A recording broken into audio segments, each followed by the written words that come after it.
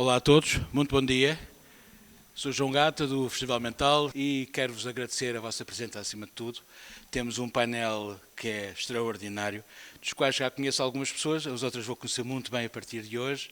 O nosso Tiago Lima tem aqui um trabalho muito interessante para sacar coisas, não é? Sacar informação, segredos. E eu acho que vai ser muito bonito tudo aquilo que vamos ouvir. E pronto, sem mais delongas, deixo-vos aqui com o grande Tiago a passar os trailers, se faz favor, João.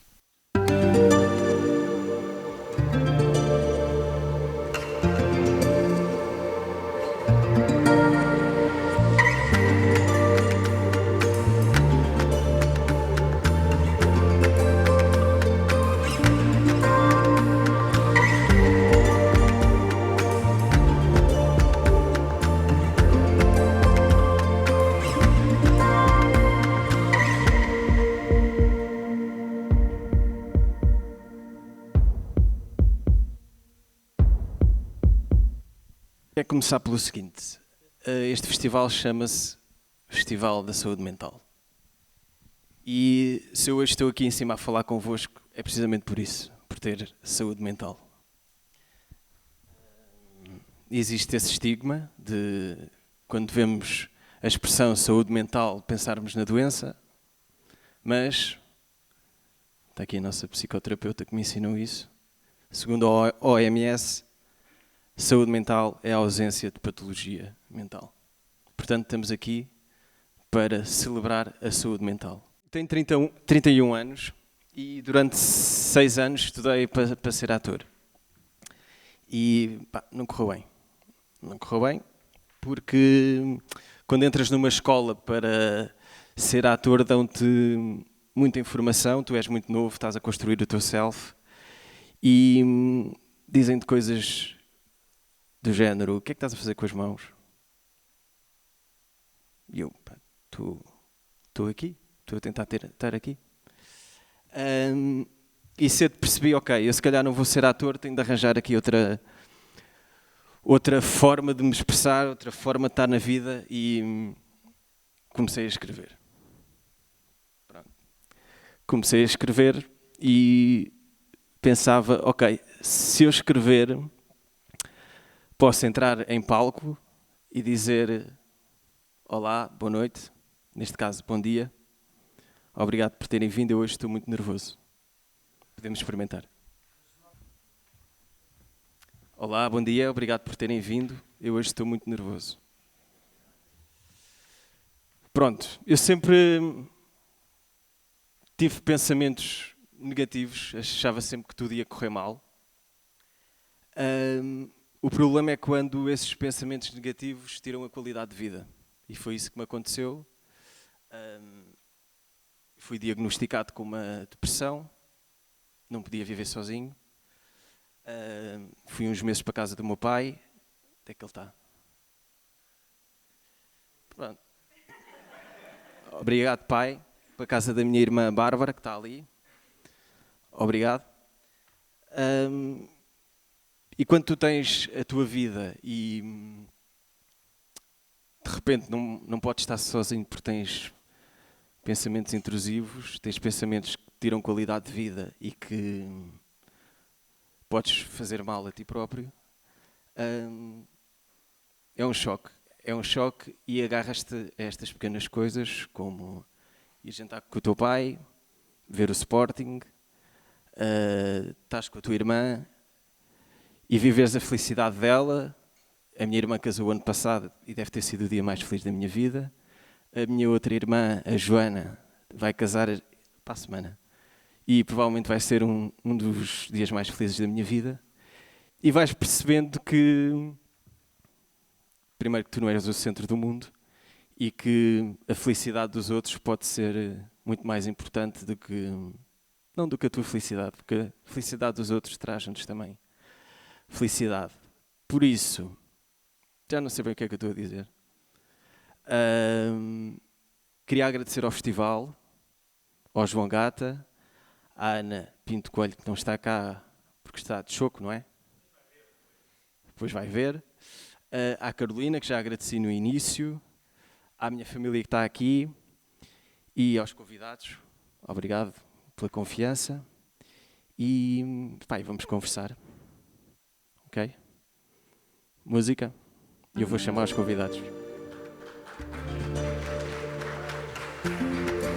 Então, posso começar aqui. Cristóvão Campos, uma salva de palmas.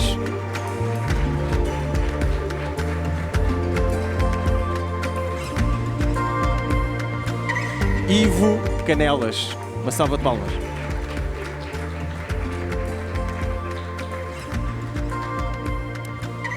Maria João Pinho.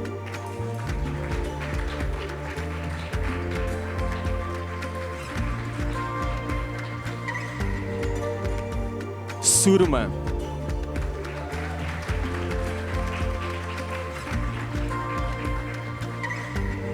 E Paula Serpa, psicoterapeuta.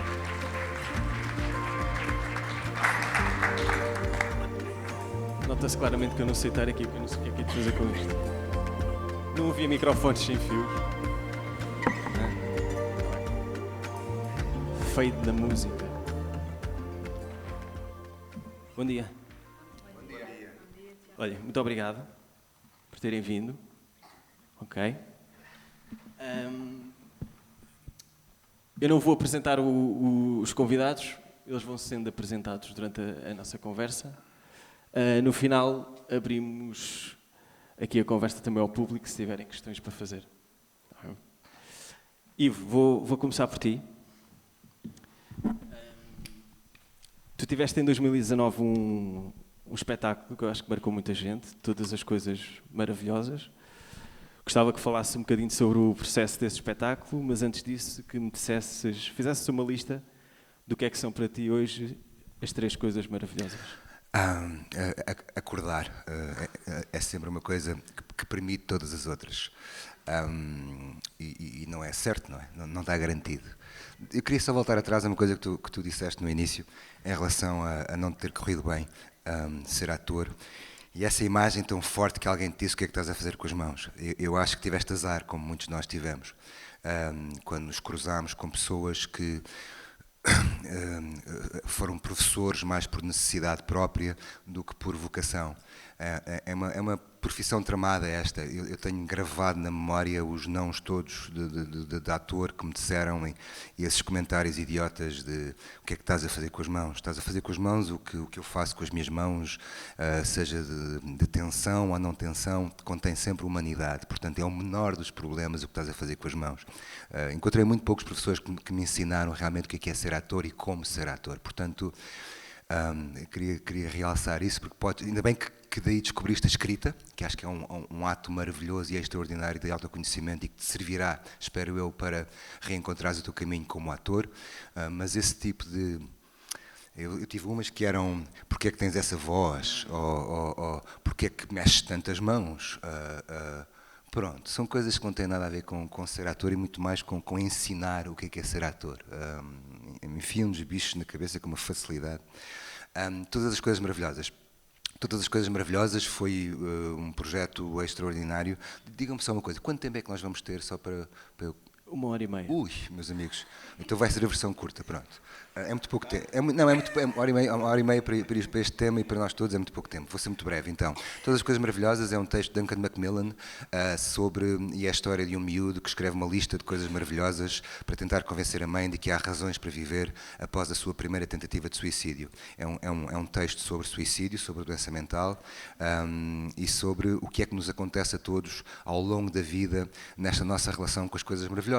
Aquilo que aos 7 anos uma coisa maravilhosa é um gelado, aos 52 anos se calhar é um copo de whisky, ou um bocadinho de silêncio, ou correr uma maratona, o que for, não interessa. As coisas variam muito e não há saídas evidentes e óbvias.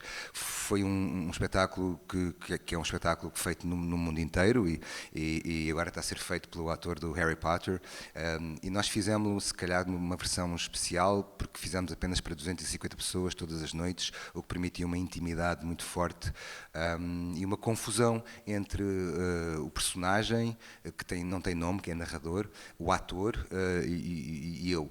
Portanto, e essa confusão era explorada de maneira que nós todos sentíssemos que aquilo, em última análise, era sobre nós todos. Pronto, e explorou esta questão da saúde mental e esta questão com facilidade ao longo da vida, nós todos temos momentos arquétipos, as nossas escolas, os nossos traumas, as nossas famílias, os nossos namorados e namoradas, os nossos casamentos, os nossos divórcios, as nossas mortes, etc. E são coisas que nos acontecem a todos e que nós todos estamos mais ou melhor preparados para lidarmos com elas, e depois as circunstâncias do momento, a sociedade em que vivemos, a altura em que vivemos. Nós vivemos uma altura complexa, como todas as alturas são complexas. Se calhar, este momento em que vivemos, há uma tempestade perfeita, onde se cruzam várias coisas incríveis, que é um mundo digital exacerbado, um mundo natural em profunda decadência e que nos separa de algo a qual nos esquecemos que pertencemos e não que dominamos, umas traves sociais profundamente abanadas, onde há um desequilíbrio muito grande entre quem tem e quem não tem, entre quem pode e quem não pode. E este planeta, onde nós insistimos, onde nós discutimos uns com os outros há alguns milhares de anos, que não está a aguentar mais. Portanto, e esta tempestade perfeita coloca-nos num sítio onde a nossa saúde mental fica muito fragilizada, para além dos nossos problemazinhos do dia-a-dia. Esse espetáculo acho que aborda de uma forma extraordinária a fragilidade do ser humano e, acima de tudo, como não há soluções evidentes. Há uma, perdão, para terminar, que é falar.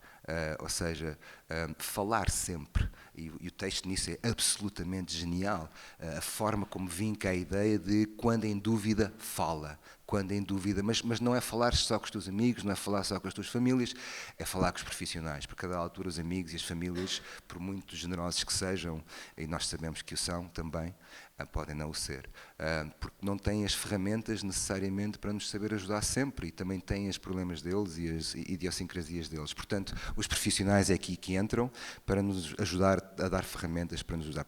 Quando em dúvida, falar sempre. A preparação, como é que tu lidaste com esses temas? Depressão, suicídio? Há trabalhos que nos surgem porque a minha vida, o meu trabalho tem sido muito assim, as coisas surgem, tenho decidido pouco o que é que acontece. E então acho que a proposta que me veio parar à mão foi porque pressuporam que eu teria a sensibilidade para saber lidar com aquele material, pela minha própria percurso e sensibilidade, características e história. E depois tivemos um acompanhamento incrível. A SOS, Voz Amiga, obrigado. Que nos fizeram um acompanhamento brutal. Eu tive o privilégio de assistir a reuniões deles, as suas próprias técnicas de lidar com telefonemas altamente violentos do ponto de vista emocional, também de pessoas que simplesmente ligam para lá porque estão sozinhos e queriam um bocadinho de conversa e não há nenhum outro sítio evidente para onde ligar. E isto deu-me, e depois falei com vários psicólogos, e isto deu-me a segurança de saber que o material não só entretinha, como questionava e que eu podia ir sem andar com pezinhos com muito cuidado e não estar a carregar, a pisar minas em todo o lado. Portanto, eu ia bem preparado no sentido de saber que, não sabendo, acima de tudo, não tendo as respostas todas, tinha muitas perguntas e tinha esta noção clara de que estamos todos no mesmo barco, estando uns do lado de dentro e outros do lado de fora desse mesmo barco, mas estamos todos no meio de uma tempestade. É lá. Cristóvão, quais é que são para ti as coisas maravilhosas hoje em dia? Não sei, são muitas. 3 não são fáceis, mas acho que a arte, não é? Para mim, muito a música, é uma das coisas maravilhosas que me ajuda a atravessar, a fazer a viagem, não é? Para o bem e para o mal. A música, a arte, o amor, não é? Acho que é fundamental seres amado e amar. E talvez a natureza.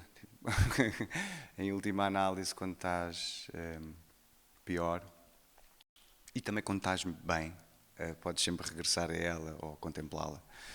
Portanto, estas 3 coisas servem para quando estás pior e para quando estás bem, para mim, acho. Maria João. Sim. Bom dia. Estás bem? Eles estão a ver. Estavas aqui. Eu ia colar a minha chiclete aqui neste papel. Não, mas deixa. Desculpem. Pronto, também sou esta pessoa. Parece que estou sempre muito focada, mas não estou. Coisas maravilhosas. Sim. Não precisas falar assim. Então Sim. vamos repetir. Pergunta outra vez e eu respondo. Eu estava a olhar para... Coisas maravilhosas. A minha filha e a pessoa que ela é e a pessoa que ela me faz ser. Pessoas, acho que as pessoas são maravilhosas. E silêncio, para mim é uma coisa maravilhosa e muito importante, preciosa para a minha cabeça. Surma. Olá! Coisas maravilhosas. Essa pergunta é muito difícil. Olha, vou imitar ali o Cristóvão, uma música para mim, sim, que é muito importante para a minha saúde mental. Não sei, a família, acho que é uma coisa importantíssima para mim. E acho que estar bem contigo mesma, que só assim é que podes dar e receber de um modo saudável. Não sei, acho que é isso. Paula. Era óbvio. Coisas maravilhosas. Queres este? Som. Quer dizer, eu começo com eu acordar também, eu acordar com saúde, eu acordar com vontade e ter esta capacidade de ir apreciando o que tenho. Nem sempre é fácil por vezes olhar para aquilo que não se tem e que se quer e que falta, mas poder apreciar o que tenho. Sim, tenho uma filha também maravilhosa, um trabalho, posso dizer também, talvez se calhar como vocês, a sorte de amar o que faço, com as adversidades todas, mas também, não é, poder olhar para trás e ser capaz de as ultrapassar e continuar a rodear-me de pessoas e fazer questão de continuar a rodear-me de pessoas bonitas com quem eu possa aprender e pronto, acho que é isso. Vamos só fazer aqui um exercício. Por palmas, quem é que já sonhou ser uma estrela de rock?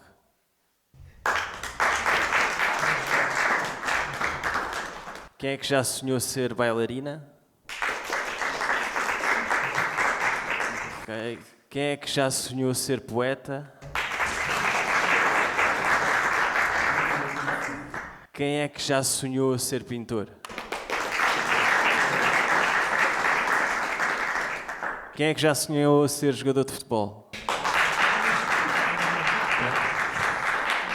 E quem é que já sonhou ser médico? Ok. O que eu quero aqui abrir o debate é porque é que há preconceito em relação à formação nas artes.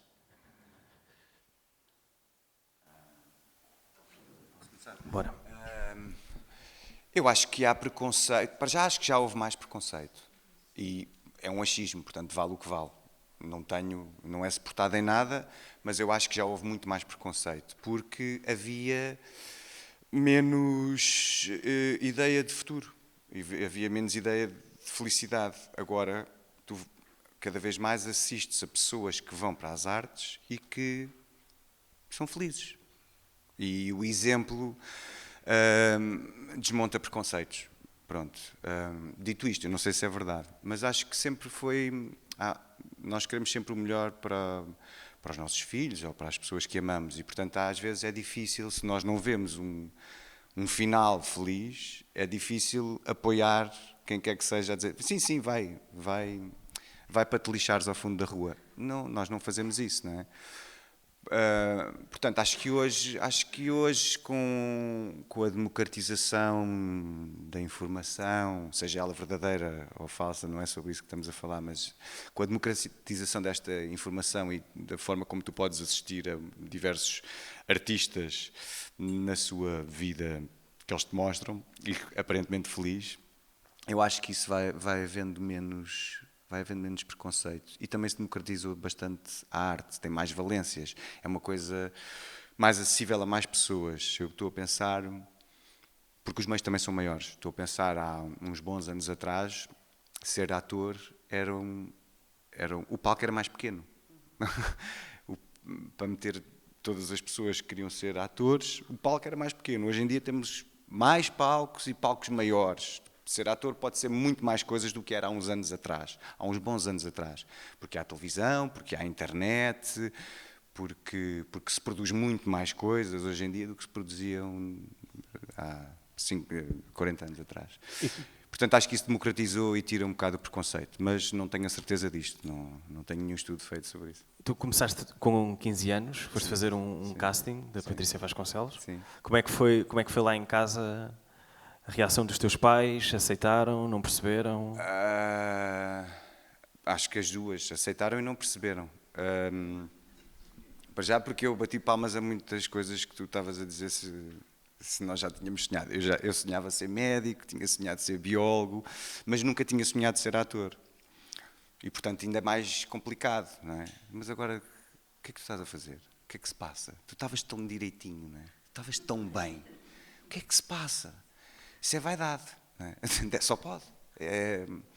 Porque é que te queres agora exibir? Que é um bocado esquisito, nunca...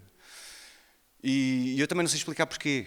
Porque é que eu me inscrevi nesse casting, mas não foi uma coisa difícil de aceitarem lá em casa, mas foi uma coisa que teve de ser muito negociada e mediada, e eu tive, de certa maneira, de provar que era aquilo que eu queria fazer. O que eu acho normal. Se eu nunca tinha dito que queria fazer aquilo e, de repente, estou a fazer... então tens que me provar que é mesmo isto que tu queres fazer, porque tu estavas a dizer que querias ser médico e estavas a estudar e tens boas notas e estavas focado nisso, não é? Passando essa parte, depois senti-me sempre bastante apoiado, mas eu também tive sorte, porque a vida correu-me bem. Acho que quando tu tens um revés é mais difícil também para quem é o teu tutor, para quem é o teu pai, a mãe, aceitar ou continuar a acreditar que aquele é o caminho. Acho que isso é mais difícil. Eu por sorte, não tive muitos reveses. Isso facilitou o caminho a mim e a eles também, acho eu. Maria João, tu estudaste na ACE? Sim. Academia Contemporânea do Espetáculo, no Porto. Como é que foi? Como é que foi esse percurso? Como é que foste lá parar? Porquê? Até chegar à ACE foi um percurso também assim... eu queria ser também muitas coisas, mas não sabia, mas ao mesmo tempo não queria ser nada, ou no sentido, eu não sabia. E eu venho de uma aldeia do norte, e eu digo isto porque é um contexto muito específico, principalmente para esta área das artes, não é? As artes na aldeia não é que não existam, não é que não exista, existe, mas não como nós a sabemos ou vemos. Portanto, e há uma coisa que eu senti muito, o preconceito, quando, então, eu fiz o liceu, fui fazendo, nunca fui boa aluna, nunca tive sempre muita dificuldade na escola. Há bocado falava sobre isso. Há 2 anos tive o diagnóstico de ter alto nível de déficit de atenção e hiperatividade, mais baixo, mas também tenho, porque pode-se ter hiperatividade ou não. O que para mim foi um alívio, mas depois poderemos falar sobre isso. Mas isso fez com que eu nunca tivesse sido boa aluna na escola, porque também não tive o acompanhamento que devia. Tudo bem. Mas então a escola para mim foi sempre um lugar muito difícil e muito desafiante, porque eu era a burra da escola e a preguiçosa e não sei o quê.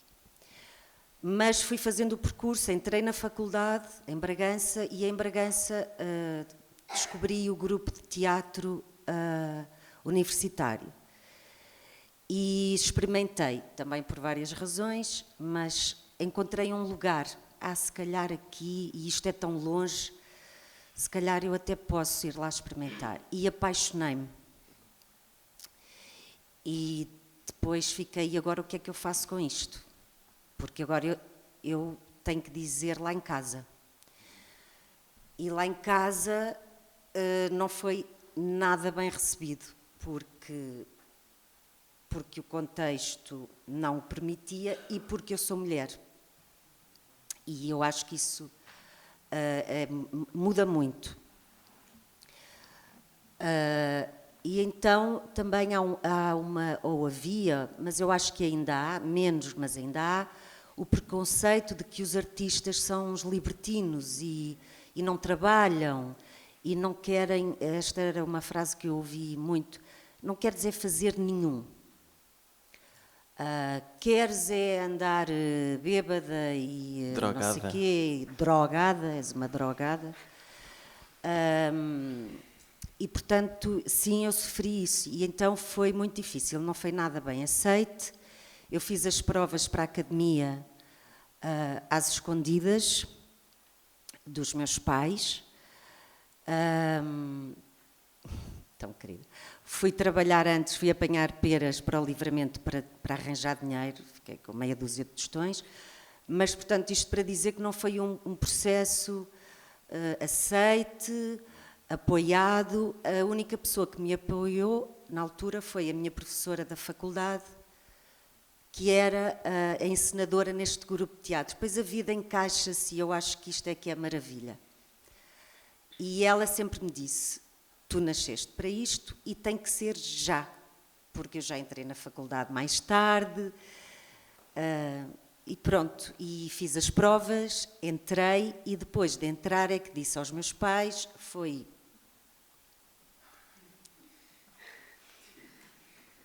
não muito bonito, e esta pessoa, a Helena Genésio, conversou com os meus pais e foi ela que lhes disse: ai, não pagam o curso dela. Não faz mal, eu pago. Uma salva de palmas à A Helena. sim. Para a Helena. É verdade. E depois, quando entrei, depois de entrar, senti esta pressão, sempre, sempre. E agora estou melhor, porque depois esta exigência tira-nos saúde mental, que é: eu não posso falhar. Eu agora tenho que provar que sou merecedora deste sítio, deste lugar, e tenho que estar sempre a trabalhar e tenho que correr sempre bem. E depois isto é um meio em que há pessoas que já se conhecem, há famílias. Não é uma crítica, eu acho que isto existe em todas as áreas. E eu não vinha de família nenhuma. E isso potenciou tudo. E, portanto, E vinhas da aldeia. sim, no sentido que eu própria também carregava esse estigma. Eu não conheço ninguém, eu nunca estudei nada, eu fui ao teatro, tinha 20 anos, e porque era monitora de um grupo de crianças. Portanto, eu não fiz um percurso comum, não sei se pode dizer assim, e isso trouxe coisas incríveis, mas muito difíceis e muito exigentes, o que me levaram a sítios, e por isso eu aceitei estar aqui hoje, porque eu acho mesmo importante falarmos sobre isso. Levaram-me a sítios densos, pouco saudáveis e que podiam também ter acabado menos bem, mas não, mas depois a arte também nos salva. e pronto. Ivo, conservatório e depois Lee Strasberg. É muito giro isto, porque eu tenho aqui, queria ver se pegava nestas coisas todas que vocês disseram, que é muito giro.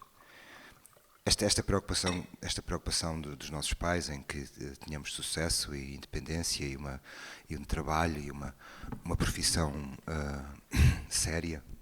O que é maravilhoso nestes tempos conturbados que vivemos é que já percebemos que nenhuma profissão é segura.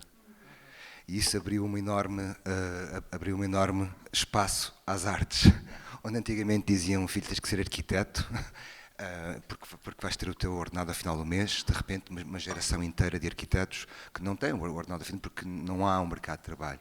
E o mesmo se aplica a todas as profissões, neste momento, com o risco do IA, não sei o quê. O que é que isso faz? Faz com que, de repente, as artes deixem de ser aquele sítio perigoso e horrível e inseguro. E isso é muito interessante. Por outro lado, os nossos pais, ou os meus pais, são responsáveis pela minha escolha na minha profissão.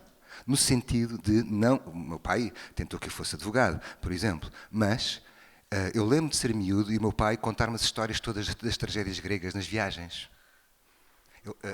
A minha mãe tem uma sensibilidade profundamente artística, de pinturas e de cores e de coisas. Portanto, a culpa é deles. É muito giro isto. Isto é muito giro. Mas depois quando... Mas às vezes o não haver isso, que eu acho que isto é mesmo bonito, desculpa, às vezes o não haver esta sensibilidade da parte dos pais também tem o outro lado. Eu não ter tido nada disso também foi o que me fez descobrir este lado, que é o lado da imaginação. O não ter nada também faz com que a criança desenvolva mundos incríveis. E, portanto, a culpa é deles. O ter ou não ter. Eu acho que também é bonito ver isso, que é, toda a gente tem este potencial de imaginário, de descoberta e, portanto, podemos não vir de uma família de artistas.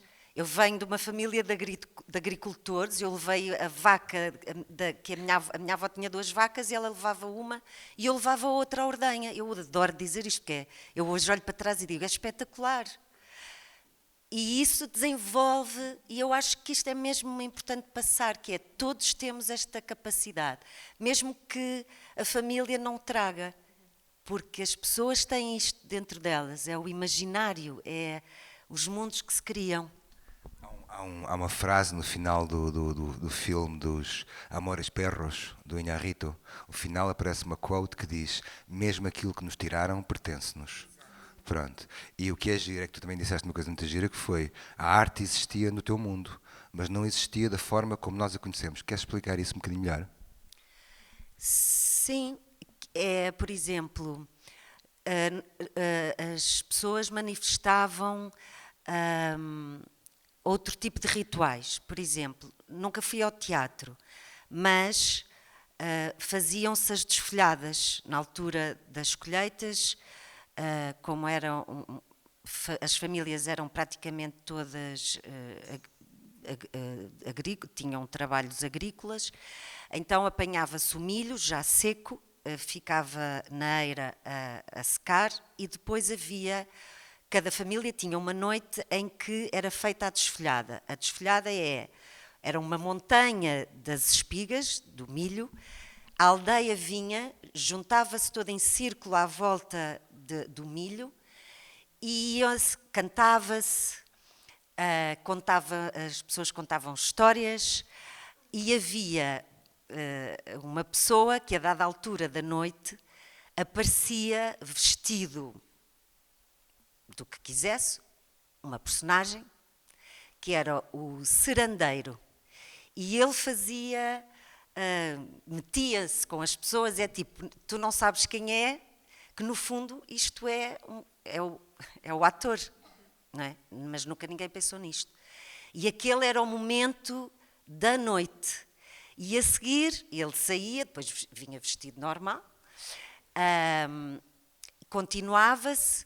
No fim de estar o trabalho feito, havia o beberete, a pessoa, a família trazia uns docinhos, um vinho e estávamos todos juntos. Por exemplo, eu nunca pensei nisto como teatro, mas isto é um ritual que, se nós formos ver a história do teatro, está tudo aqui. Está o público, está o personagem, estão os contos, as histórias, e como isto havia outras manifestações, e depois havia as brincadeiras, tudo era levado a um outro lugar que abria a tua cabeça. O não teres permitia-te criar mais. E eu acho que é por aí. E estes rituais são a essência daquilo que nós fazemos hoje. E isso é muito bonito. Há uma coisa muito gira que é, é muito giro que nós já somos da geração onde nos ensinaram, onde na escola nós podíamos desenhar, podíamos pintar, podíamos não sei o que mais. E depois chega a dada altura e diz, ok, agora acabou. Agora é a sério. E eu acho que isso aconteceu também aos nossos pais, talvez aos meus pais citadinos e não aos teus pais mais ligados à terra, mas essa ligação natural entre o prazer de brincar ao imaginar, profundamente ligado ao mundo natural, e agora esta questão do prazer, do que é que tu estás a fazer, como é que tu disseste uma coisa tão gira, disseste sobre... Depois disseste uma coisa... Mas vaidade. Eu acho que é uma coisa muito gira que é... Da mesma forma que o meu pai tocava guitarra, e toca e canta, e tinha estas milhões de histórias das tragédias gregas que me influenciaram profundamente, da mesma forma que alguém lhe disse, acabou, não cantas mais, agora vais trabalhar, e ele trabalhou com imenso prazer, engenheiro, tecnocrata, mas sempre com uma alma de artista. Há também uma ideia que também existe na nossa profissão de ator, que é esta coisa do prazer. Esta ideia de não podes ter prazer quando estás a trabalhar, porque prazer é algo que não está associado ao trabalho. Ou seja, quando a gente vai fazer uma profissão das 9 às 5, não é suposto estar contente. O que as artes trazem de alguma forma, e nós que temos a sorte de ter escolhido as profissões, sejam elas artísticas ou não, eu acho que todas as artes são artísticas, todas as profissões são artísticas, é que quando de repente temos prazer a fazer qualquer coisa, como a maior parte das pessoas não tem, ou talvez as gerações anteriores não tiveram tanto essa possibilidade, há uma castração por falta, que é, eu não tive, tu também não podes ter. Porque de certeza que ter prazer a trabalhar não é coisa boa. E nós como atores, quando... Não é trabalho. E nós como atores, e agora voltando às tuas mãos, é muito giro isto, a confusão entre a tensão e a concentração. São duas coisas tão profundamente diferentes. A sociedade fala muito que nós temos que estar... confunde profundamente a tensão com a concentração. E tu sentes isso como ator na pele a cada minuto em que tentas impor qualquer coisa a ti ou ao colega, onde a tensão te bloqueia. Enquanto que a concentração é outra coisa completamente diferente e que normalmente é fluida e que parte da ideia de jogar e de brincar e de estar livre e de estar solto. Soruma. O que é que eu vou acrescentar aqui?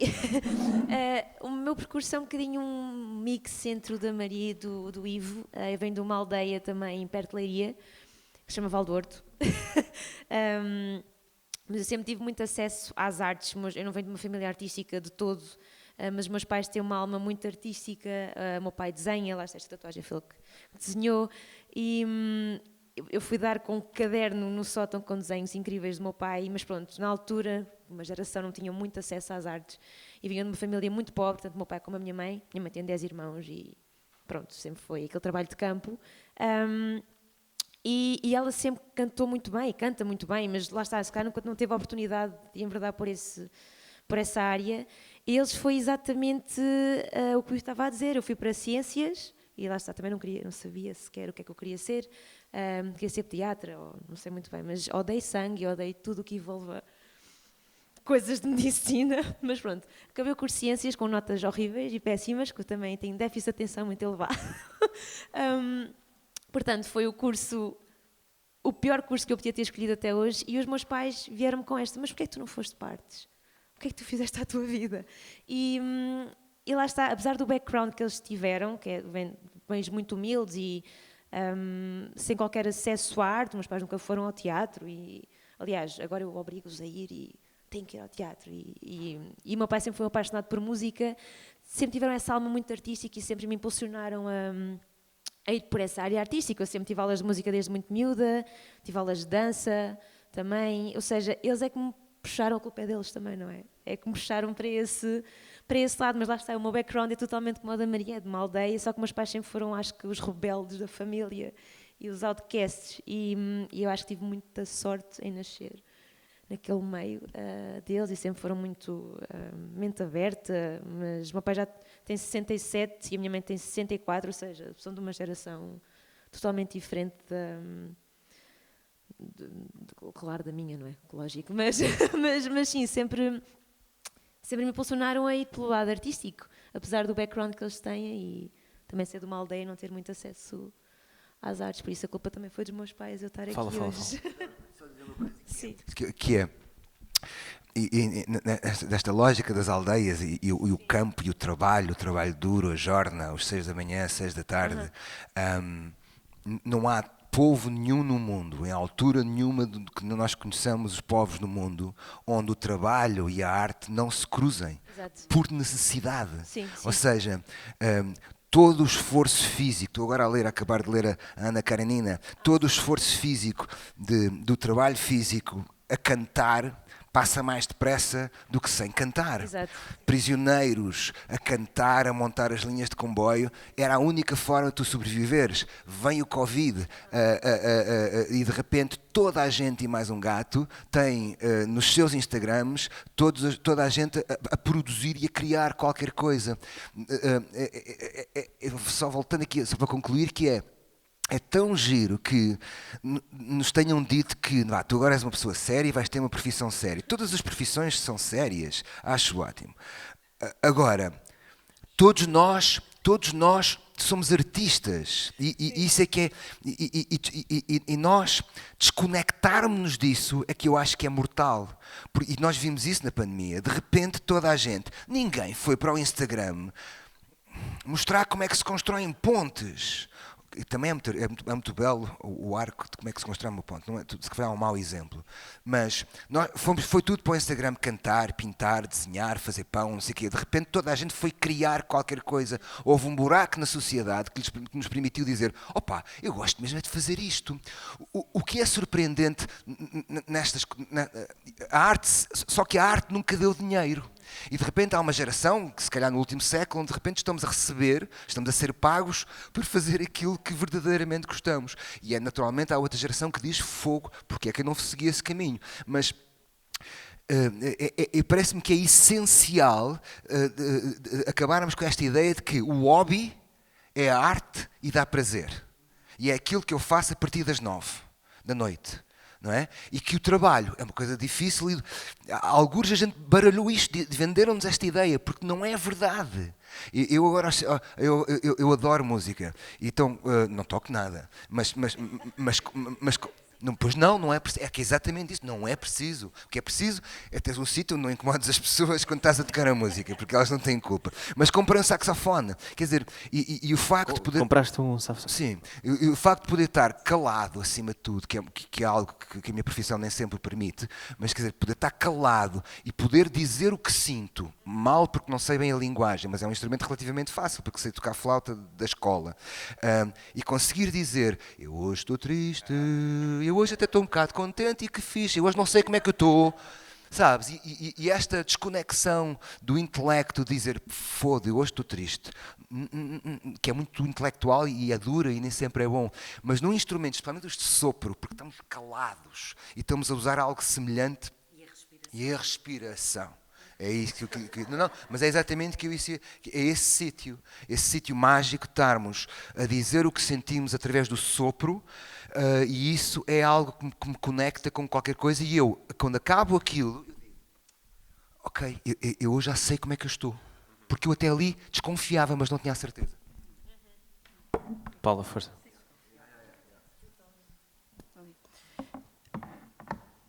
Eu queria pegar naquilo que vocês disseram e e relacionar com o terapêutico. E os mitos todos, os mitos da criatividade, os mitos da arte, não é? E esta ideia de criatividade associado só à pintura, só à dança, só, não é? Quando a criatividade é o processo, não é? É o processo de criar algo novo, algo original. E muito daquilo que eu ouvi das vossas partilhas deste do transcender. Eu vou transcender o ambiente onde cresci, onde nasci, transcender, não é? Através da exploração, através da brincadeira, através das experiências que eu vou tendo, não é? Em família, ou no campo, ou no meio, e depois vou juntando isso e vou construindo a partir daí. E depois tenho a vantagem de poder ter a influência da família, que ainda empurra, não é? Ou então também vou desenvolvendo essas potencialidades em oposição, que a rebeldia também é igualmente importante, seja por oposição, seja, não é, apoiado. E depois nestes percursos ao mesmo tempo, e essa é também a minha crença que tenho, quando há muita resistência, penso que aparece assim, tipo no teu caso, não é? Não é? Um pequeno anjo que aparece e diz: vocês não apoiam, eu aqui, eu apoio. Isso é o que me continua a dar esperança. E depois, quer dizer, e falo mais na minha prática, depois o que é que eu tenho? Tenho as pessoas com estas ideias de, não é? Estou com, não é, uma ansiedade, um quadro ansioso, a depressão, com imensas dificuldades.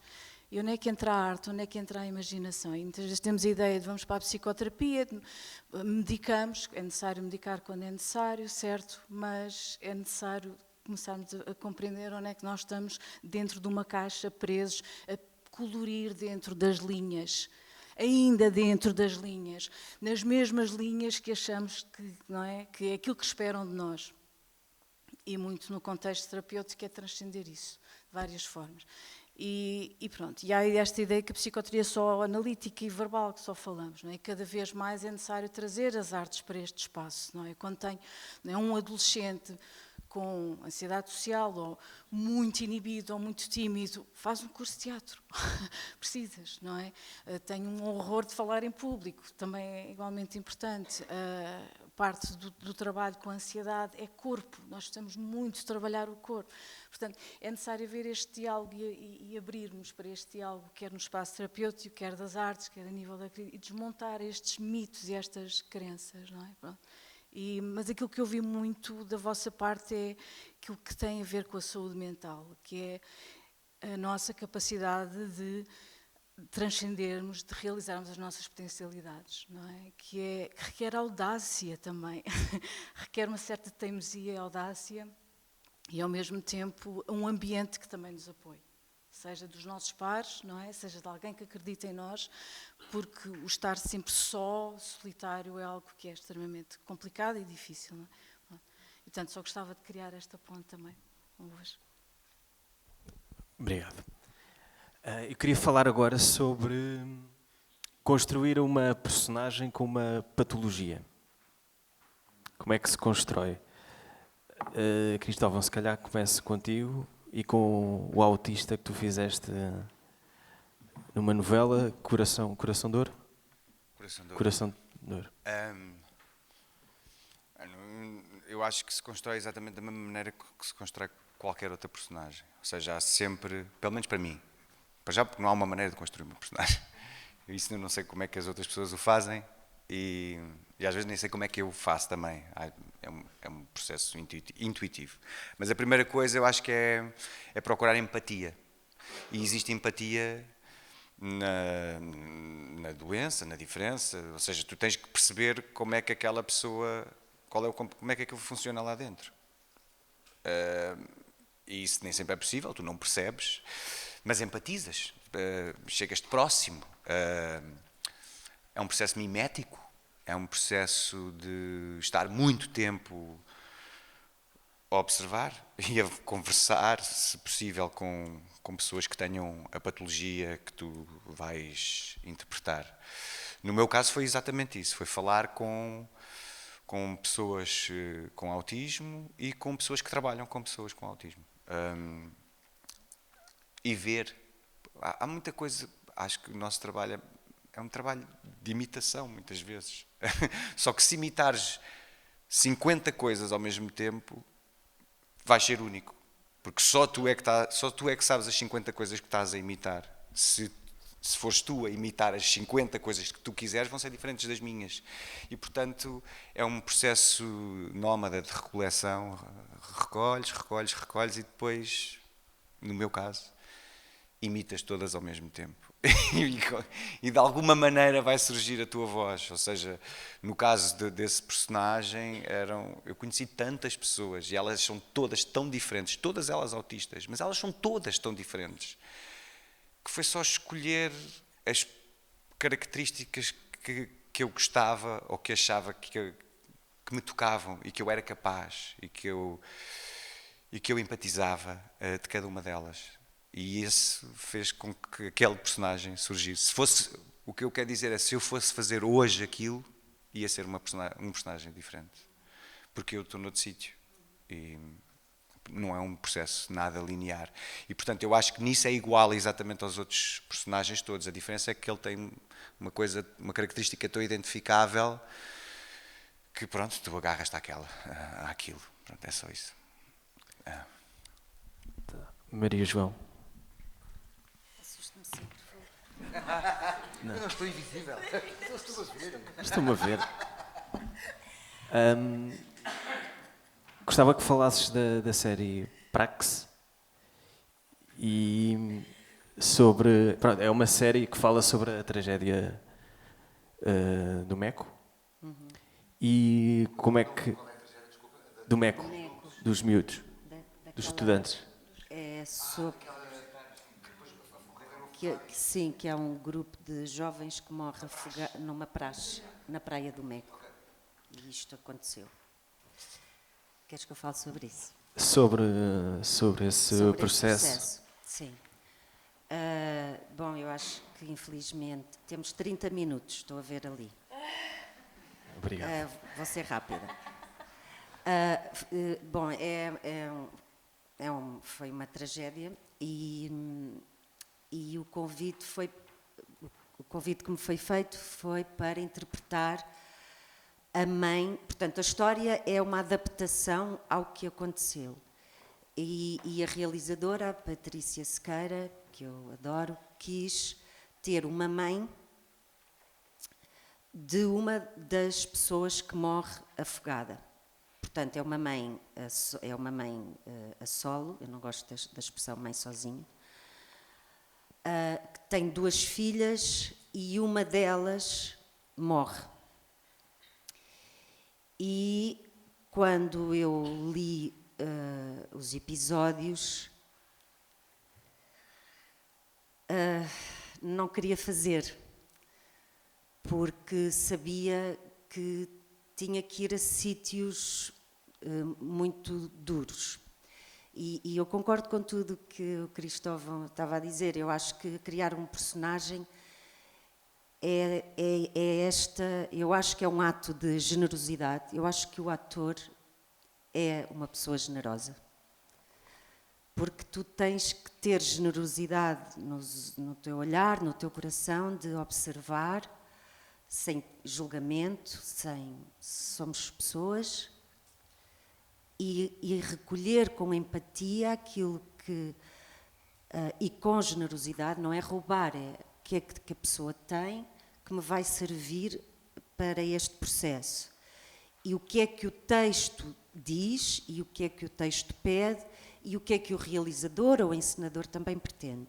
E aqui era uma coisa que eu senti uma responsabilidade enorme, porque isto aconteceu, e isto muda muito quando é ficção ou quando é realidade, quando é baseado, e as pessoas ainda estão vivas, estes pais, alguns, eu sei que há 1 ou 2 pais que se suicidou depois desta dor, e eu sabia que se aceitasse fazer esta mãe, eu queria, desculpem, mas eu não posso mentir, eu queria dignificar a dor destes pais. Pronto. Porque nunca foi dignificada.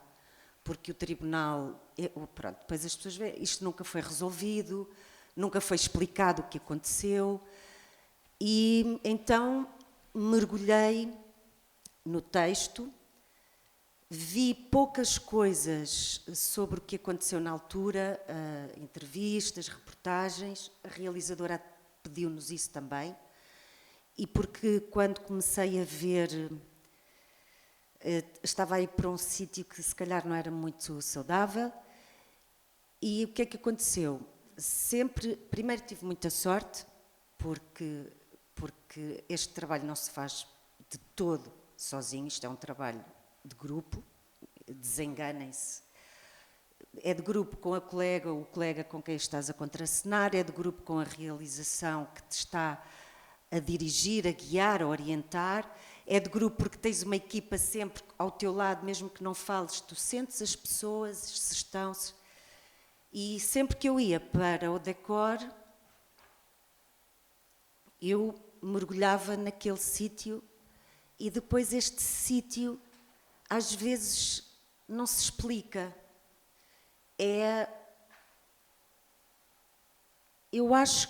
Eu acredito que todos nós, todas as pessoas têm tudo dentro delas. Acho mesmo. Umas mais exploradas para um sítio, outras para outro. Mas quando nós trabalhamos um texto, uma situação, temos que aceder a essas zonas. Claro que o ator tem que ter um leque, um catálogo maior de coisas. Por isso eu acho mais temos ler, ver, mas não é desculpa, só intelecto. Nesse processo também não tens de procurar ajuda? Não sei se a série te deu a possibilidade de teres alguém. Não, porque eu não sei, às vezes ouço, não é? Noutros países há esse apoio psicológico, mas nós não temos isso. O nosso mercado não tem... olha, não sei, também não vou estar aqui a dizer parvoíces. Não tem dinheiro, não tem formação para isso, não se valoriza isso, que é uma pena. Procurar ajuda para Psicológica. E para o ator.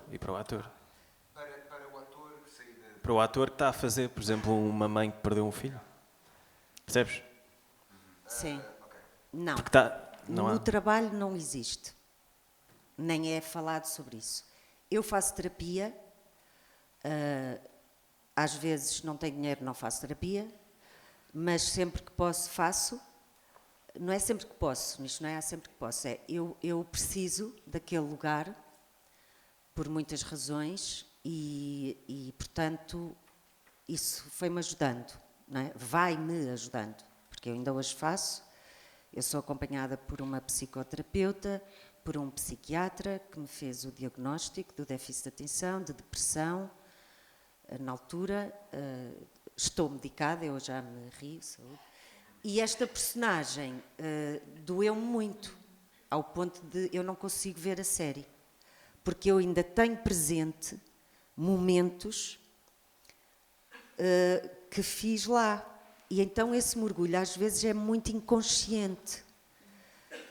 Nós pensamos, nós estudamos o texto e depois chega-se ao sítio. Aquela coisa de levas o personagem para casa ou não sei o quê. Eu não sou essa pessoa, porque eu não posso ser essa pessoa, porque isso paga-se caro. Eu respeito, mas eu cada vez mais eu estou aqui, sou a maior palhaça do platô, mas quando eu ouço a ação, e isto tem a ver com a minha neurodivergência, agora eu sei, foi bonito agora eu ter dito isto assim, mas é verdade, eu estou sempre aqui, eu ouço a ação e eu vou àquele sítio assim, e fazer esta mãe, eu tinha que ir a esse sítio, ao sítio do que é ouvir o telefonema, a sua filha morreu, ao sítio que morreu afogada, embrulhada numa flanela preta, no mar do Meco, ter essas imagens, fazer as cenas na praia, a correr para o mar à procura, será que ela vem, que ela não vem? Há uma cena que eu me lembro de fazer que a outra filha diz, tu tens que sair desse lugar, eu também estou aqui. E eu começo a descrever um sonho e lembro-me de estar a dizer o texto que veio escrito e me virar. E então ela descreve o sonho que é a filha a morrer afogada no mar. E eu, Maria João, comecei naturalmente a pensar muito nisso, naquelas pessoas. Eu vi a história na minha cabeça. Então, quando eu me viro, a parede da casa era azul, era o mar. E eu dou conta, é isto que é o inconsciente, que é belo, mas é perigoso. E eu estou assim, na parede, como se estivesse, pá, isto comove-me, porque é uma mãe que está a ver aquilo. E pronto, o que é que se faz com isto? Eu vinha para... depois eu tenho uma filha, a Helena, e as pessoas perguntavam, até acho que tu também perguntaste, Tiago, se eu pensava na minha filha para fazer aquilo. Não. A minha filha, deixem-na em paz. Não vou a esses sítios. Mas ela está presente sempre, porque nós não somos, eu acho que a Paula depois pode falar, isto não é uma máquina, o cérebro não distingue realidade de ficção, tudo é real. Claro que eu não estava a dizer o texto, a minha filha morreu afogada, não, que horror, eu morria. Mas naturalmente tu passas por isso. Está aqui, algures, esse medo, porque se aproxima. O que é que eu acho que é muito importante o ator fazer? Se puder ter apoio, ótimo. Mas é apoio para a vida, não é só para os personagens. Porque nós no dia-a-dia também vivemos... Agora, o ator quando mergulha, mergulha. Sair de lá, eu não levo a personagem para casa, esta expressão, mas a personagem vai sempre contigo para casa. Porque enquanto tu a estás a fazer, não sei se vocês concordam, ela está presente. Agora, eu não ia para casa fazer o jantar, o frango assado e pensar, minha filha agora está aqui, se ela morrer, amanhã não vai para a praia. Não, mas aquilo anda aqui. Há algures no corpo, há uma tristeza que se calhar vais para o saxofone, não sabes, eu ando triste, não sabes. A terapia ajuda-me a perceber, mas isso é teu ou é do personagem que estás a fazer agora? Tu estás a chorar. Então isto mistura-se e é preciso muito cuidado para perceber o que é que se está a viver. Portanto, quando tu não tens esta ajuda, e nós não temos isso, nem sei os mercados profissionais que o tenham, é preciso este acompanhamento. E um ator, numa terapia, é muito diferente de uma pessoa que não é ator, porque o cérebro vai a muitos sítios. E se nós estamos 1 mês, 2 meses, 3 meses a chorar, a dizer eu quero morrer, a dizer eu não quero... Tu entras neste lugar. E não é, que é mania. Não, é porque o teu cérebro recebe repetidamente essa informação e começa a assumir isso como uma realidade. Eu precisei de muito tempo para perceber isto. E ainda hoje tenho que me vigiar para não ir a sítios muito doentios até. Fazeres uma violação, o corpo vai a sítios. E depois depende também do ator, eu acho. Mas essa mãe é uma personagem que ainda hoje me comove falar sobre ela, porque eu não quero imaginar a dor daqueles pais, mas consigo, de certa forma, imaginar. E o apoio que tive foi o apoio da equipa, porque havia corta, e nós dizíamos parvoíces e falávamos do gelado do Aldi e de caramelo salgado, e eu fazia estas coisas. E eu acho que às vezes é preciso... Não, já estou a falar muito, mas pronto, é preciso ser muito palhaço e aliviar, falar de gelado e coxinha. Lembro-me, falava de coxinhas de frango do Aldi e de não sei o quê, e dos baldes de gelado. Ação! Corta, e aí agora vamos comer não sei o quê. Parece uma idiotice e desatenção, mas é um alívio, porque o ator precisa disso, senão às vezes pode ser difícil. Depois depende do personagem e depende de quem está à tua volta. E sim, era ótimo se tivéssemos este apoio terapêutico. Era essencial.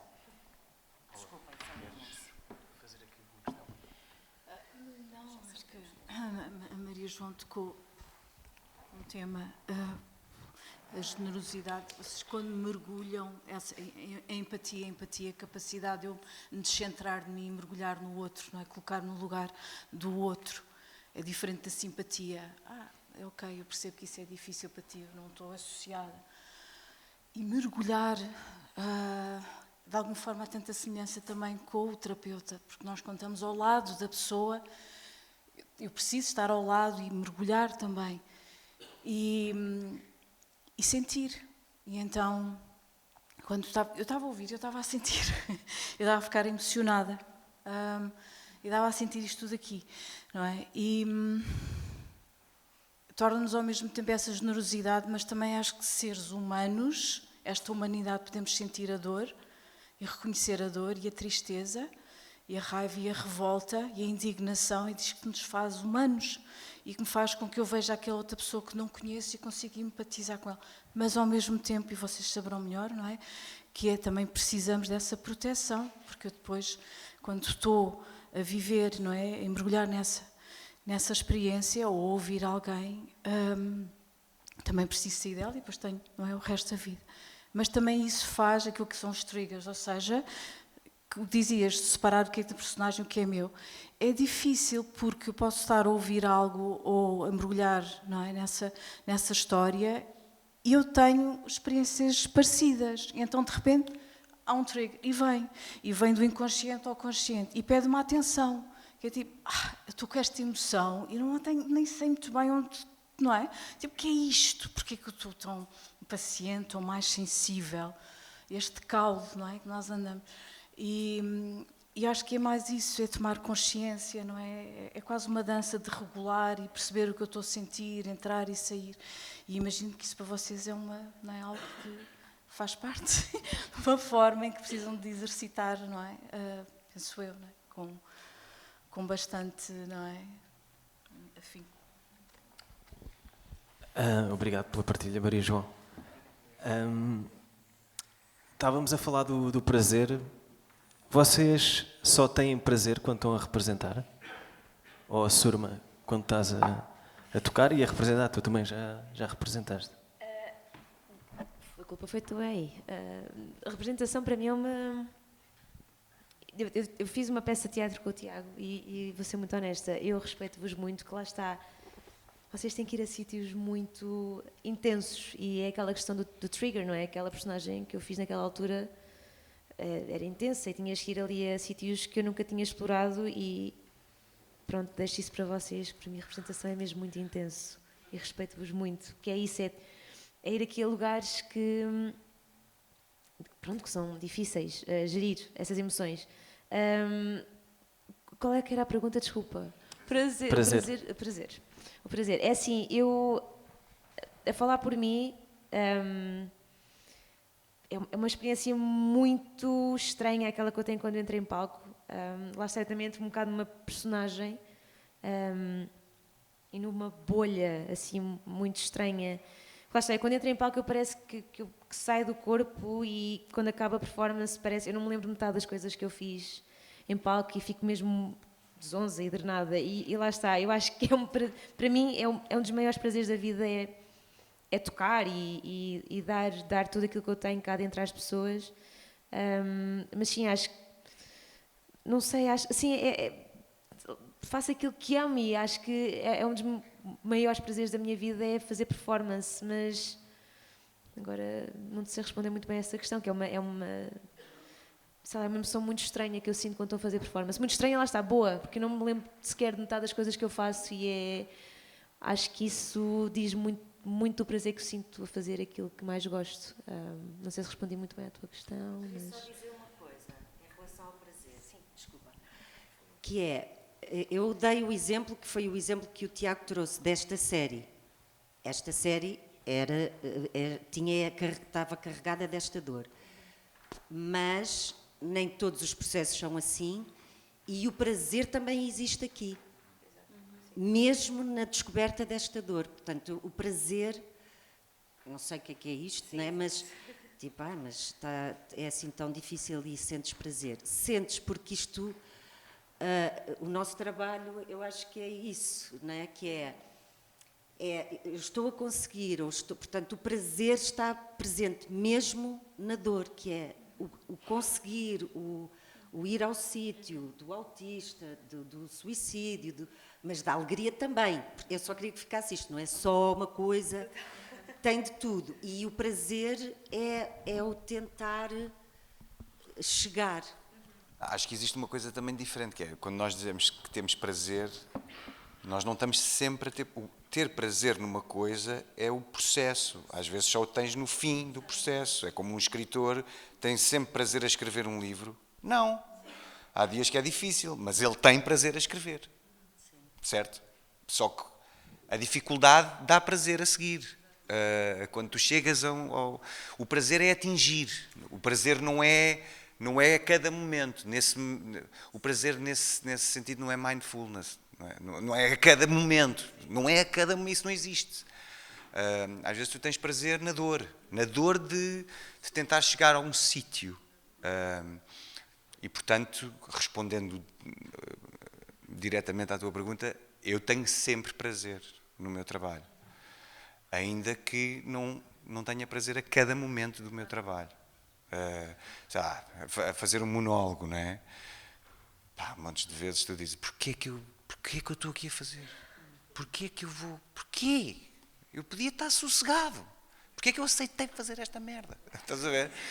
Tu não queres ir, mas no final não há nada que te tenha dado mais prazer e que não há nada que calme tão depressa aquele pensamento que tu tiveste 1 hora antes de entrar no palco. Portanto, o prazer tem formas estranhas.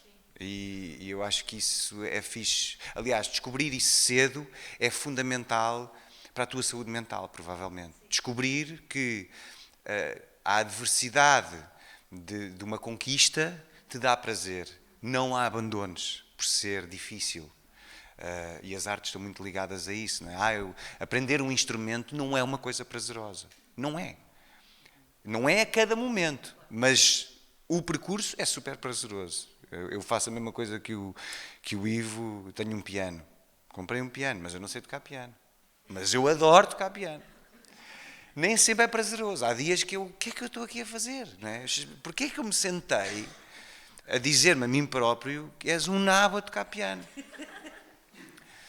Mas pronto, depois há outros dias que é inacreditável. Aquelas 3 notas que eu consigo sacar, parece que... Uau! Hey man, é hoje tu vais ser pianista, estás a ver? Eu sabia.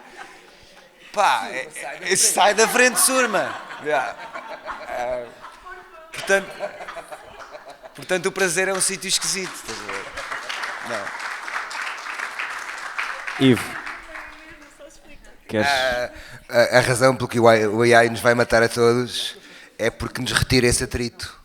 Ou seja, eu gosto de escrever, mas tenho dificuldades a escrever. Mas sei que cada vez que consigo escrever 3 linhas direitas, sei a dificuldade que tive e sei o tempo que demorei.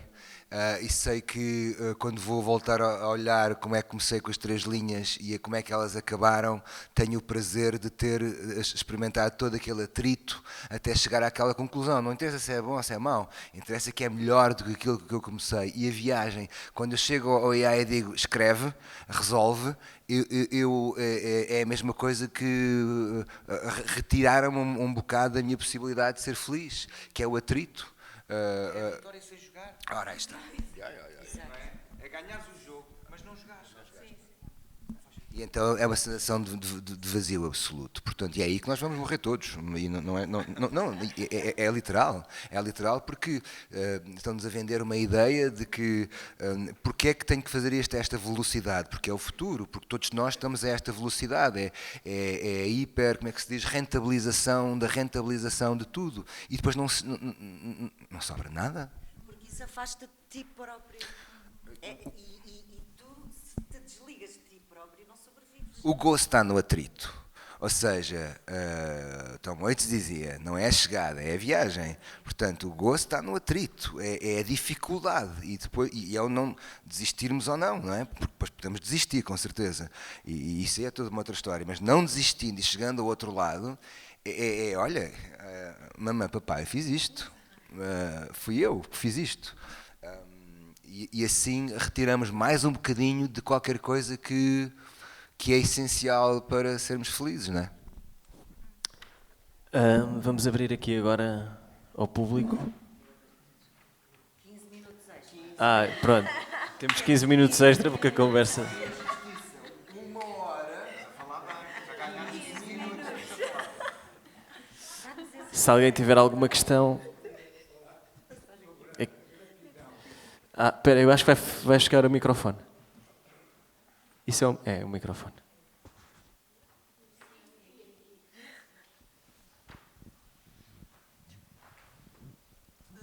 Queria falar sobre a gratidão. E eu também experimentei o gozo de fazer arte, de estar num palco e cantar, embora nunca pudesse viver só disso. Mas estou grato, não é? E fala-se um pouco da gratidão. Alguém podia-me falar sobre isso? Sobre gratidão. Maria João, claro. Eu acho que a gratidão é o alimento da alma. Acho que gratidão é alimento, é nutrição do corpo e da alma. Da alma, do corpo da alma. Na vida, né? E esta gratidão está muito ligada à empatia, não é? Que é sempre este movimento da troca, do dar, do receber e do sentir que é isto que nos move também e que preenche. Se calhar, não sei, tenho que pensar um bocadinho. Agora já consigo parar para pensar, antes não parava. Depois só dizia porcaria. Que é, não é que não diga, mas que é. Isto faz a gratidão. Não é a gratidão que está agora na moda, que não há paciência. Esta é gratidão. Estou muito grata, adoro a vida, vamos ser positivos. A vida é não sei quê. Isso é tudo falso. Isso é tudo... Pronto, eu desculpo. Acho isso tudo uma treta.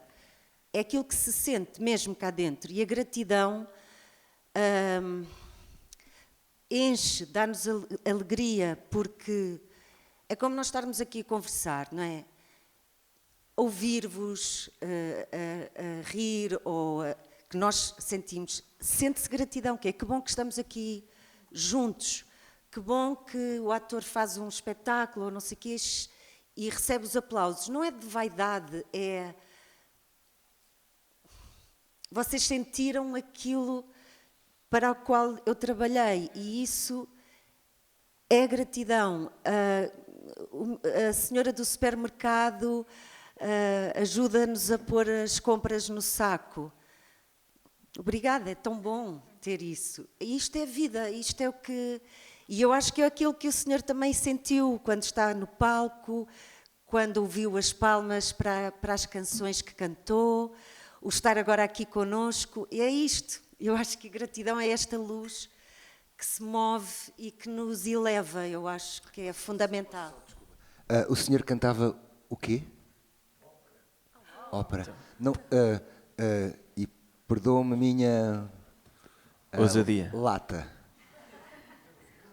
Perdoa a minha lata. Não quer só vir aqui cantar 2 versos ou 3 de uma área que goste, só para a gente ouvi-lo. Onde é que está o microfone? Ainda lá está. Eu sei que tem, e é só se tiver vontade, mas sabe que eu tenho a maior admiração por, eu acho que tenho maior, a minha avó, que morreu há 2 ou 3 anos, com 102 anos, até a essa idade, de vez em quando eu ouvia a cantarolar as cantigas que ela gostava, e não havia nada que me dava maior prazer do que ouvi-lo agora, com os seus 85 anos, só uma pequeníssima área. Não é sobre cantar perfeito, é sobre ouvir um bocadinho do seu coração.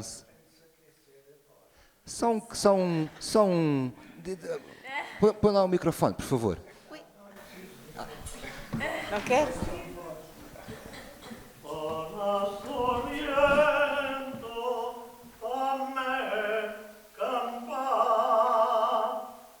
Il mare quando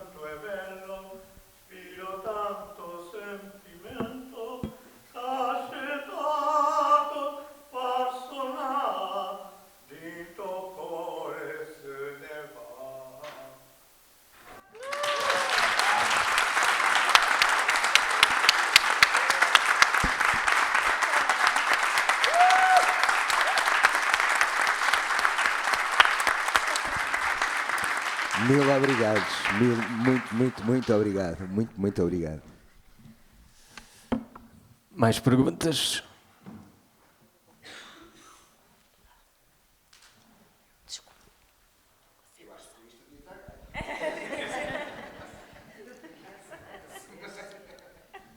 Bom dia. O meu nome é Leonor e eu gostava de perguntar a vocês os quatro, que são de facto artistas absolutamente extraordinários e que eu admiro muito, como é que fazem quando o medo derruba a vossa saúde mental?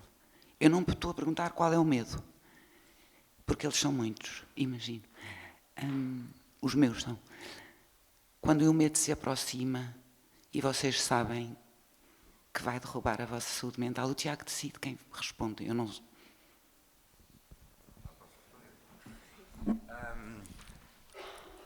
No meu caso, eu acho que aprendi a ver sempre o medo ao meu lado. Ou seja, ele tornou-se um aliado. Ter medo, para mim, é fundamental. Eu tenho medo. Eu quero ter medo. Se eu não tiver medo, alguma coisa está errada. E depois podes descobrir padrões.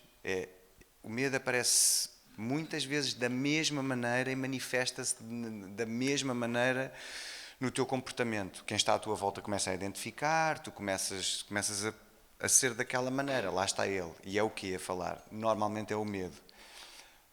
Portanto, ele normaliza o processo. Se tu estiveres atento e se ele não te toldar, no meu caso, normalmente é isso. Ele normaliza o meu processo. Eu digo, ok, lá está a aparecer o medo, bom sinal, boa. Estou com dificuldade em dormir, mas isso leva-te a resolver coisas e nem sempre é prazeroso. Mas eu não o evito. E abraço de alguma maneira. E acho que foi uma aprendizagem. Como não me conseguia livrar dele, e não me consigo livrar dele, pronto, passei a abraçá-lo. Quer dizer, continuo a ter medo todos os dias. Eu hoje vou fazer espetáculo, daqui a bocado. Eu tenho sempre...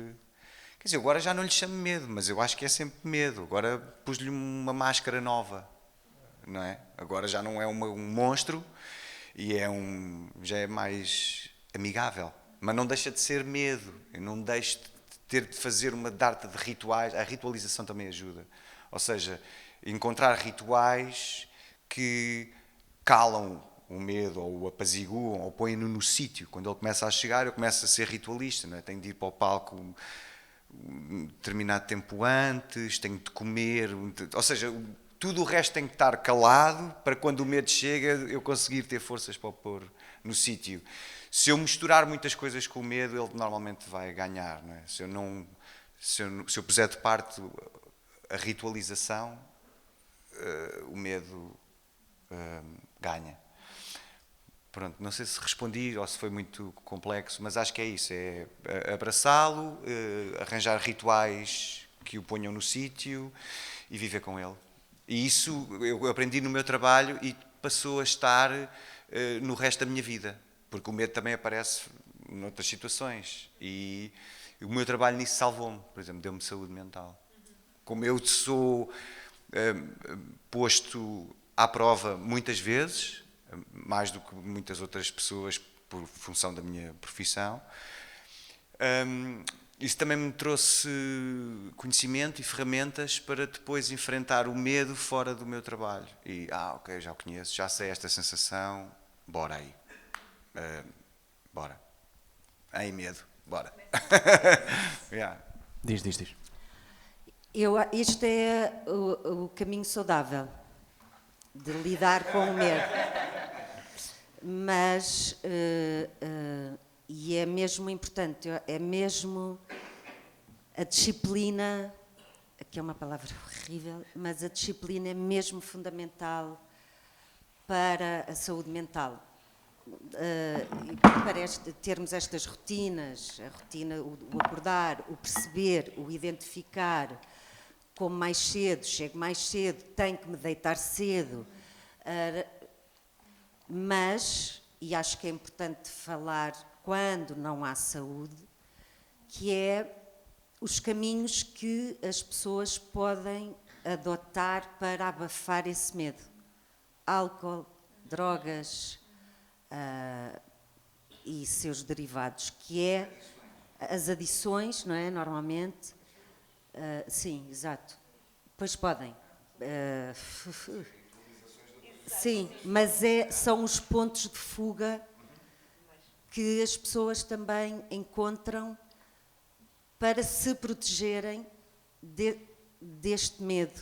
Agora, e às vezes é muito fácil ir, é tentador até, não é? Porque aquilo adormece e isso... Sim, é só um penso rápido também. Diz? É só um penso rápido, porque a longo prazo sim, vais pagar essa eu só fatura. estou a falar nisso porque ele existe, porque essa saída existe. Agora, esta é a opção. Para a vida, o Cristóvão é a opção. Sigam o Cristóvão, apesar dele não ter redes opção, sociais. O que tu estavas a falar, e para mim também foi um percurso e ainda é conseguir estar neste lado. Saber que tenho que dormir cedo, mesmo quando... eu adoro o silêncio e à noite, quando toda a gente... para mim é o meu momento do dia. É quando tudo para. Mas eu sei que, por exemplo, não me posso alongar nesse momento, porque se eu me deito mais tarde, o meu dia a seguir já está todo desregulado. E a palavra é essa. Por exemplo, eu tenho que me disciplinar com coisas muito simples. Saber que quando estou muito mal apetece-me comprar. Não é nenhuma, mas eu agora já sei. Eu não ando muito bem, então há um impulso de compensar. Vou comprar este copo. Não preciso, mas às vezes compro o copo, 2 dias a seguir, olha, já estou ótima. Eu venho devolver. Portanto, roupa com a etiqueta. É encontrar o mais saudável possível neste processo de lidar com o bicho. Medo. O Ivo não tem medo. Olhem, nós não temos tempo e é isso que me chateia sempre, porque há 2 coisas. Uma é uma piada, que é gritar para o abismo e o abismo agradece sempre o seu grito, volte sempre. Outra é aquela ideia dos monstros debaixo da cama, que é um gajo antes de deitar diz, anda a deitar, em vez de estar debaixo, damos abraçadinha a ele. Mas o outro, não sei se nós temos tempo, há um texto do Tiago Rodrigues, do Sopro, são 2 páginas, temos tempo? Temos tempo, mas isso, não sei se calhar há pessoas que querem falar, mas eu acho que eu às vezes como ator, talvez também não tenho em mim as palavras e uso as palavras dos outros para... Vai. Tenho aqui, nós tivemos agora há 2 dias um espetáculo do João Vasco, tenho aqui no telemóvel, no Maria Matos e pronto, e escolhemos montes de textos que gostamos e não sei o quê. E há um texto do Tiago Rodrigues, do espetáculo, alguns de vocês devem ter visto, que é o Sopro, tem um momento em que eu acho que ele que escreve como ninguém, de uma forma profundamente simples e que a mim, se calhar vou chorar, não sei se consigo, mas vou tentar levar isto até ao fim, porque é mesmo algo que parece uma espécie de mapa, sabem? Uma espécie de mapa para lidar com isso e para lidar com essas coisas que nos atormentam a todos e se agiliza isto sem nos roubar muito tempo. São 2 páginas com a vossa... Então é assim.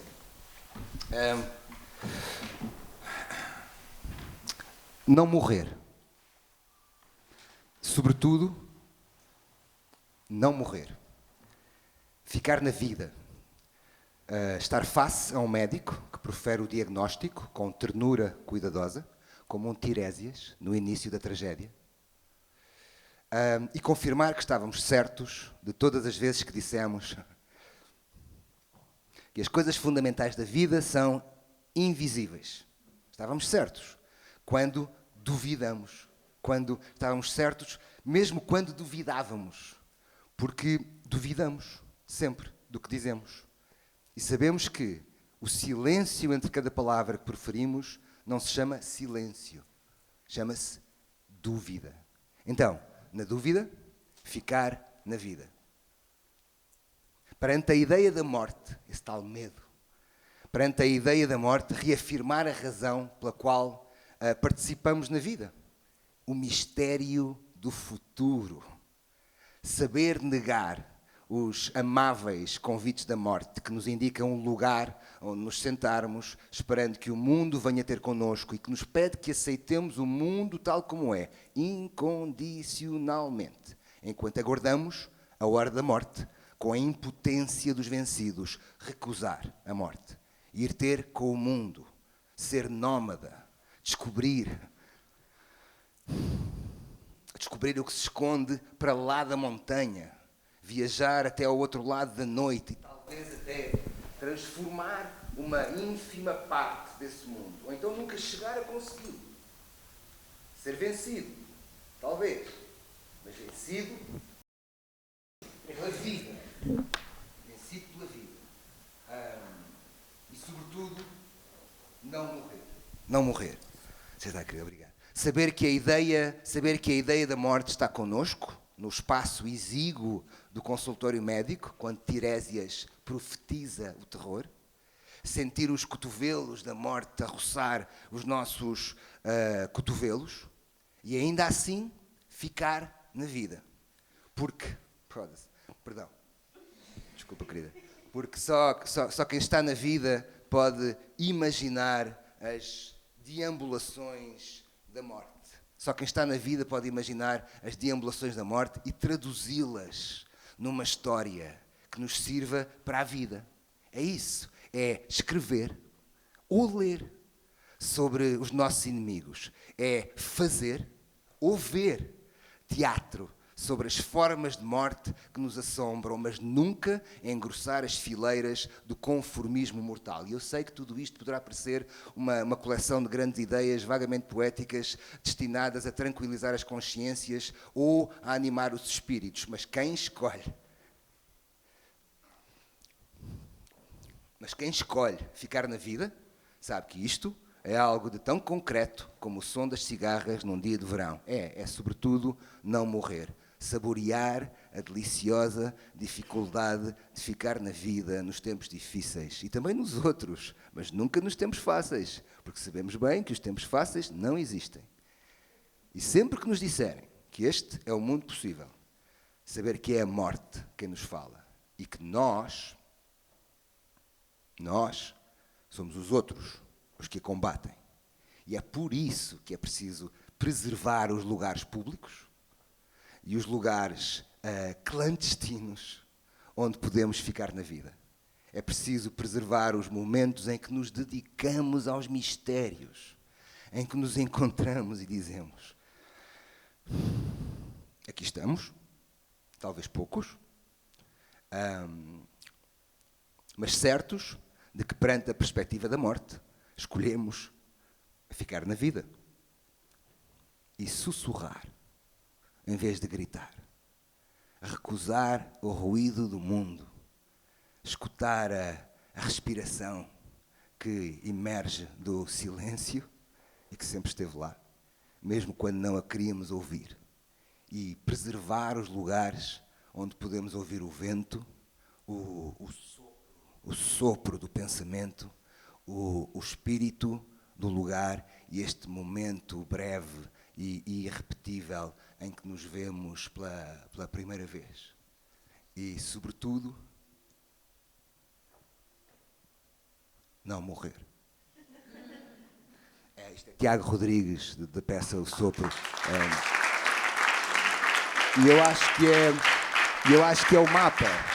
E eu acho que ele consegue nestas duas páginas dar um mapa, não é? Um mapa não só individual, que é o que eu acho que é fascinante na escrita dele, que é não só um mapa individual, como também um mapa social, e político ao mesmo tempo. Esta ideia de preservarmos os lugares públicos e os lugares clandestinos, onde a malta se pode encontrar e partir pedra, é de uma... E voltamos à ideia de conversar, não é? Esta ideia de estarmos juntos e que o nosso grande desafio, e para o qual infelizmente eu tenho muito pouca esperança que o consigamos vencer, é que estamos a apontar as coisas de uma forma, já estão apontadas, já estão quase, penso eu, praticamente determinadas, que nos impossibilitam de estarmos juntos. E ao nos retirarmos isso, e quando digo juntos não é necessariamente exclusivamente um com o outro, é também nós connosco próprio, não é? E ao retirarmos isso da equação, resta-nos muito poucas hipóteses de sobrevivência.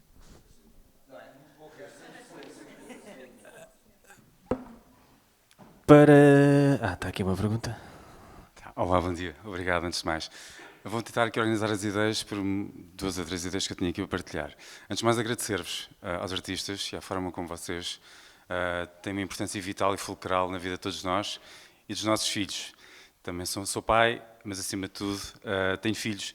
E ao contrário daquilo que eu se calhar ou vocês podiam imaginar, eu sou daqueles que vejo o meu puto no teatro, está no articulado, e tento incentivar aquele, pronto, se dedique de alguma forma, que aprecie a forma, nunca esquecendo que o psicodrama vem do teatro. Eu sou psicólogo, antes de mais.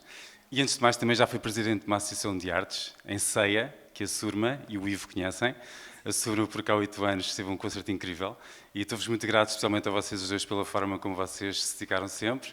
Ao Ivo, porque em plena pandemia teve connosco uma pequena associação de artes no interior do país. Tivemos a honra, via Zoom, de conseguir fazer uma entrevista onde na altura o mental, que eu ainda na altura não estava bem a par, eu estou no mental também como júri, há 5 anos, e eu não me apercebi, mas já havia estes toques. O que é que eu na altura decidi fazer foi cruzar a ideia de saúde mental e artes. E criatividade. E convidei na altura também o Ivo para trabalhar com a Sara Bia, que é uma das colegas que trabalha muito também essa questão da criatividade. Foram das 2 horas online mais incríveis que eu já vi até hoje, e hoje foi das conversas, dessas partilhas mais extraordinárias que eu já vi até hoje. E eu costumo dizer sempre que é com os artistas que eu tenho das conversas mais interessantes, além dos psicólogos, naturalmente, também por aí. Até por causa da questão da criatividade e pela forma como vocês têm, de facto, esta fluidez no discurso e capacidade de comunicação.